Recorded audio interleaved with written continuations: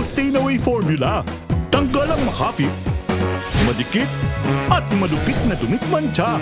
Kaya easy-easy ang labada. Mula noon hanggang ngayon. All you need is pride. All you need is pride. ACS.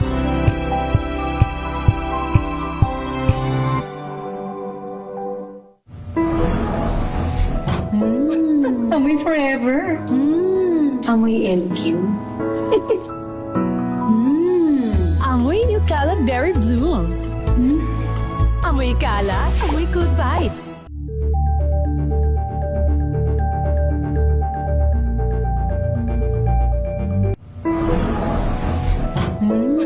Amoy forever. Amoy LQ. Amoy New Cala Berry Blooms. Amoy Cala, amoy good vibes.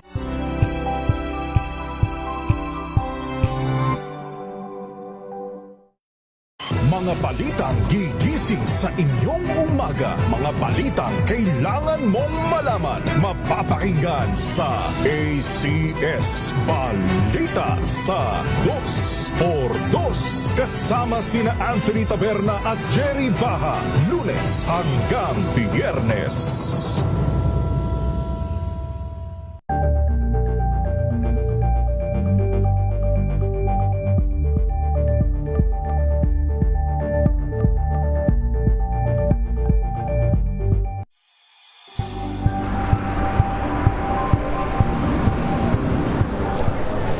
Pa rin ang ating mga eksperto. Dito lang sa Expert Opinion. Ito ang Ito The Better ang News. TNVS. Trending and Isang Value Show. kwento, iba't ibang anggulo. Dito sa Point. Bawat pananagutan ating tatalakayin dito sa Hoy. Bawal yan. Filipino, dito lang sa Music happening sa trend, match up with entertainment and lifestyle. Ito ang NBC TV Network News. Una sa Pilipinas, una sa Pilipino. Mga karagdagang kaalaman kung paano malulunasan ng iba't ibang karamdaman. Tuloy po kayo sa programang Pangkalusugan. Lunas. Lunas. Lunas. Magandang gabi Luzon, Visayas at Mindanao. Ito po ang programang Lunas, isang oras na talakayan tungkol sa kalusugan. Kasama po ninyo Cheska San Diego Bobadilla. Tuloy-tuloy sa pagbabalita, tuloy-tuloy sa serbisyo at pagbibigay ng medical information. Sama-sama tayo Pilipino at ngayon kasama po natin ang isang medical doctor. Ganon din representative mula naman po sa ating katuwang na Dave and Ben Enterprises Corporation. Sila po naghahatid sa atin ng food supplement na Arthrid. Unahin ko na si Sir Boyet Benesa. Sir, magandang gabi po. Magandang gabi, Cheska, sa ating pong guest doctor, sa mga nakikinig sa programa. Magandang gabi po sa inyo lahat. Ang ating medical doctor na kasama ay isang orthopedic surgeon. Siya po ay past president ng Philippine Orthopedic Association at ng Philippine Orthopedic Society of Sports Medicine. Former director din po siya ng Institute of Orthopedics and Sports Medicine ng St. Luke's Medical Center sa Quezon City. Ang clinic ni Doc sa St. Luke's, Quezon City at saka yung sa Global City sa Davao. I-welcome natin si Dr. Noel Carilo. Magandang gabi, Doc. Magandang gabi sa inyong lahat po. At Ma'am Cheska, of course, Sir Boyet, good evening po sa lahat. Lalo na po sa mga nagsusubaybay sa ating palatuntunan ngayong gabi. Nasaan man po kayo? I-save nyo na po yung hotline number namin ha, para kung may tanong kayo sa ating talakayan. Ito po, 0917-32-33-216. 0917-32-33-216. Habang tinatype nyo po ba yan or sinusulat, masakit ang mga daliri ninyo or namamaga po ba, naninigas ang inyong mga kamay at mga daliri. Tapang-tama dahil yan po ang pag-uusapan natin ngayong gabi. Sir Boyet, marami ang mga nagtatanong sa atin tungkol sa ganitong kondisyon. Tama yun, Cheska. Misa nga, Dok, even sabihin mo, yung medyo mabata-bata pa, pag maraming ginagawa, maraming sinulat, o maraming tinype, o maraming sumasakit yung mga daliri. Arthritis na ba yun? Or overuse? Actually, Sir Boyet, Ma'am Cheska, maraming mga pinagsisimulan kung bakit sumasakit ng mga daliri. Tapos, siyempre, pag mga sumasakit na daliri, mga sumusunod na tinatanong dyan, alin ba sa mga daliri? Yan ba'y lahat ng daliri ng kamay o kaya nalilimit lang sa mga ilang daliri? Yan ba both sides or left lang ba or right or both sides? Yun ho ang mga tinatanong ng mga doktor kasi sa ganung paraan ho nalalaman ng doktor ano ba ang mga posibleng pinagsisimulan ng mga pananakit ng daliri. So, tama yan, Ma'am Cheska, pag nagsusulat, yung mga iba nagko-complain ng more pains of the fingers, no? Doon sa mga bata-bata, no? Not necessarily arthritis po kaagad yan eh. So, sa mga bata-batang mga kababayan natin na nag-uumpisa ng sumasakit ng daliri, kuminsan po yung tinatawag po na carpal tunnel syndrome, Sir Boyet, no? Yung carpal tunnel syndrome po ay isang kondisyon na kung saan yung isang ugat or nerve, no, naiipit diyan sa ating palariluhan, no. So around the wrist, that meron ho tayong tunnel diyan, ang tawag o carpal tunnel, no, na kung saan yung isang ugat na dumadaan diyan may kasamang siyam na litid or tendons na magkakasama doon sa tunnel na yon. So pag naiipit yung ugat, gawa na nga minsan namamaga yung mga tendons, no, o may mga conditions kalagayan na talagang naninikip yung tunnel, naiipit yung ugat. So nagkakaroon ho ng mga pananakit ng mga daliri. At karamihan, Sir Boy at Ma'am Cheska, pagka carpal tunnel ang pinag-uusapan, ang daliring naapektuhan, yung kalahati lamang ng palasinsingan, no? Yung middle finger, yung pinakamahaba, and the long finger, apektado yung buo na yan on the palmar side. Ibig sabihin ng palmar side, doon sa may palad, hindi doon sa ibabaw, no? Doon sa may palad na side, yun po ang apektado. Ganun din po doon yung kalahati ng ating palasinsingan. Saka po yung hintuturo, no, hanggang doon sa thumb. Ibig sabihin yung hinliliit ho, hindi ho kasama doon sa carpal tunnel. Kaya malalaman po natin kung ang ating kondisyon ay carpal tunnel syndrome, kung ang ating mga nananakit, kadalasan ang nirereklamo yung thumb, yung index finger o hintuturo po, saka yung pinakamahabang the long finger, the middle finger. Isa po yung sa mga nag-uumpisa. Although marami ring ibang kondisyon. In the elderly, sa limbawa, doon sa medyo abante na yung edad kung saan ay talaga nagpaparamdam na po ang arthritis. One of the most common po na pinag-uumpisa ng arthritis ay ng pananakit ng mga daliri ay syempre yung arthritis, no? Hindi ho natin siguro na-realize ang arthritis po sa kamay is supposedly one of the most common arthritis sa ating katawan, no? Ang napapansin lang ho natin kadalasan yung mga big joints, yung mga pares ng tuhod, kasi yun ho ang medyo disabling sa atin. Yung arthritis sa kamay, kung yan ay mild, wala pang mga deformity, pag naninigas ang mga daliri, minsan hindi natin gaano napapansin, although it's already called arthritis na din. Yung mga sumasakit na daliri, Dok, okay lang daw ba yan na, kasi minsan pinapatunog, di ba? Yung akala mo kung kulang sa stretching, ito siguro mga daliri ko, hindi ko na warm up. Okay lang po ba yun, Dok, na medyo minamasa-masahe mo, yung iba pinapatunog pa, Dok? Yung minamasa-masahe, okay naman din, ano? Kasi minsan parang nalalamig ating mga daliri. Pagka na-expose tayo sa isang, sa temperatura na medyo may kalamigan, no? Ang nangyayari sa ating mga ugat ay parang nagko-contract, no? Lumiliit, no? So pagka lumiliit yung ating mga ugat, yung circulation papunta sa dulo ng daliri, medyo impaired, medyo nababawasan. So ang nangyayari kung minsan parang sumasakit. Walang pinag-iba doon sa paghumawakan ng yelo ng matagal-tagal, no? Nakikita nyo, di ba? Mamumutlangin yung kamay o daliri at sumasakit.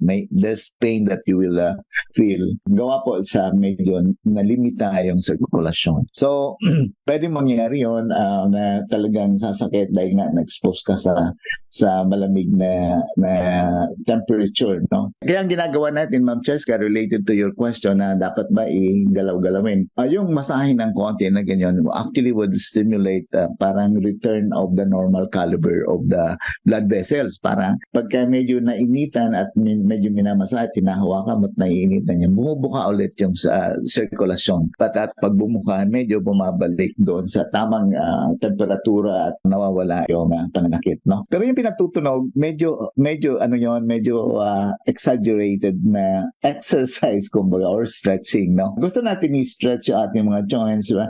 Pero not to the point na pinatutunog natin. Ang sabi nila, explanation ng tumutunog na yan is actually yung biglang nagkakaroon ka ng vacuum na gumagawa ka ng space, no, sa loob ng joint, na yung vacuum na yon pagka na-fill up ng joint fluid, parang tumutunog, parang nagpapop, parang pinaputok na lobo, something like that, no. So hindi naman talaga yon ay gawa ng dumulas yung kasukasuan itself to cause the tunog. It's actually parang merong empty space na biglang may pumasok na content na parang pumuputok. So parang kang nagpaputok ng bubble wrap, something like that, no? Kaya lang, ang sinasabi nga ayon sa mga dalubhasa, pag ikaw ay madalas na nagpapaputok ng daliri, it is considered as a minor injury to the joint, no? You can produce, number one, ligament strain, yung may sa paligid ng daliri natin, meron tayong mga structures na ligaments. Kung minsan na-strain yun, okay, kung sobra na-sprain pa nga. Ang masama doon, kung nagkakaroon kayo ng pagtutuklap ng gatil or cartilage sa loob ng joint. No? Extremes naman yun, bibihira yun, but it can happen. So pagka nagkaroon ng gano'n, mauwi ho sa mas maagang arthritis na hindi pa kayo dapat nakaschedule mag-arthritis, lalabas na po yung inyong arthritis doon sa daliri na yan. Itong arthritis, Doc, na sabi natin of the fingers, ano usually, Doc, ang first symptoms na you may notice, or is swelling part of the symptoms? Yeah, swelling becomes a part of a late part of the manifestations ng ating arthritis sa mga daliri, no? Ang una po na nararamdaman ng isang pasyente na may arthritis sa daliri, unang-una po ay parang matigas yung kanilang daliri, no?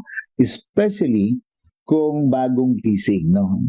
So po doon yung morning stiffness of fingers, no? So pag bagong gising, kasi siguro matagal na hindi nagagalaw overnight habang tulog ka, hindi basta nagagalaw. So unang gising mo, mararamdaman mo parang naninigas ang inyong mga daliri, no? But of course, ang another characteristic na maski matigas man yung mga daliri na yan, with some limbering up, konting exercise, no? Gagalaw-galawin po ninyo, maya-maya ng konti, lumalambot na po yung matigas na daliri na yan, no? So that's a classical sign of the initial symptoms po ng arthritis sa mga daliri. Pangalawa, medyo tumatabaho yung paligid ng joint, no? So hindi lamang dahil nagdadagdag ng tubig sa loob ng joint ng mga daliri. Imagine niyo, maliit lang po ang kasukasuan natin sa mga daliri, pero may tubig din po yan, at may pagka-acute or kaya active ang inflammation dyan sa loob ng joint na yan, ay nagdadagdag din ng tubig sa loob. So parang nagiging mataba yung pinaka-kasukasuan mismo. Very common yun, nakikita natin na dyan sa mga kasukasuan, lalo na doon sa dulong kasukasuan, just before the fingernails. Now, malapit doon. Kung minsan nakikita kami, nakabukol doon, parang bump on both sides, no? Parang may nodes po yun. Ang nodes po na yun ay gawa ng medyo umuusling cartilage. Yung cartilage na umuusling, may bit-bit na buto galing sa loob ng ating daliri, no? So, kaya matigas po yung nodes na yon, no? So, yan po ay mga late signs ng osteoarthritis. Very common doon sa dulong joint, sa just before the fingernails, no? So, ang pang-apat na medyo late sign, no, ng arthritis ng mga daliri, nagkakaroon ka na ng deformity, no? So either nagbabaluktot na, baluktot to one side or the other side, o kaya baluktot na patungo parang to the palmar side of the finger, no? So maaaring mangyari yan hindi lamang doon sa dulong kasukasuhan ng daliri, o pwede doon sa middle joint, o kaya doon sa pinaka-base ng ating daliri, sa mga kasukasuan na yan. Most common, nangyayari yan doon sa dulo-dulo na joint ng ating daliri. Yung mga Doc, nagkakaroon ng ganito, mana-mana ba yan? Or may related kasi sa ginawa mo? Or related ba sa kinakain mo? Kaya sumasakit yung mga joints sa kamay? Yeah, very good question, Ma'am Cheska. Alam nyo, there's always that genetic factor na sinasabi. Yung genetic factor po, yung nasa genes po natin na namana natin sa ating mga ninuno na may arthritis. No? Kung minsan, maaga lumalabas yung ating symptoms ng arthritis kung ang ating mga halimbawa, immediate na mga magulang, no? Merong mga katangian na maaga rin na arthritis. So one of the factors or predisposing factor, yan ho talagang arthritis na ating mga minana, no? So genetic factor. Yung acquired na arthritis na sinasabi, secondary to trauma, halimbawa nagkaroon ng injury sa daliri, nabaluktot yung kasukasuan mismo dahil nagkaroon ng fracture doon sa kasukasuan. Yun naman din yung tinatawag. So walang relation doon sa minana, kundi isolated lang in that particular area ng daliri, nagdi-develop naman ng arthritis. Pwede naman din yun, no?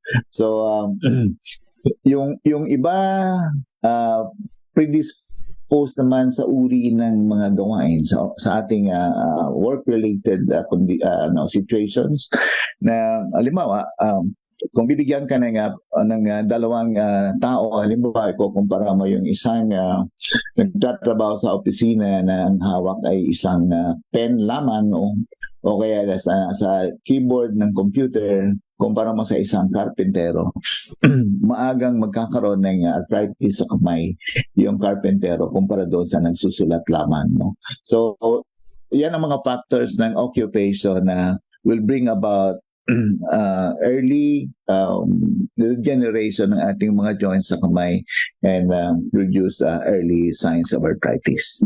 Yung mga pasyente, Doc, na lumalapit sa inyo, you can actually tell Doc just by looking at the fingers kung anong klaseng arthritis meron, no, Doc. Tama, Sir Boyet.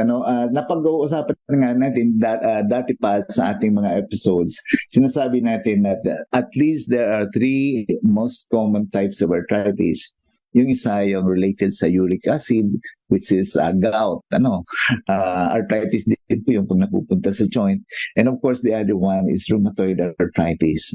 And the most common, sinasabi natin, yung osteoarthritis, yung arthritis, so dala na ho na pag-iedad natin. Yung rheumatoid arthritis, nababanggit natin dati pa, na it can happen in patients na maski bata pa. Yung mga 30s lang pa pwede meron kung active ang kanyang rheumatoid arthritis. No?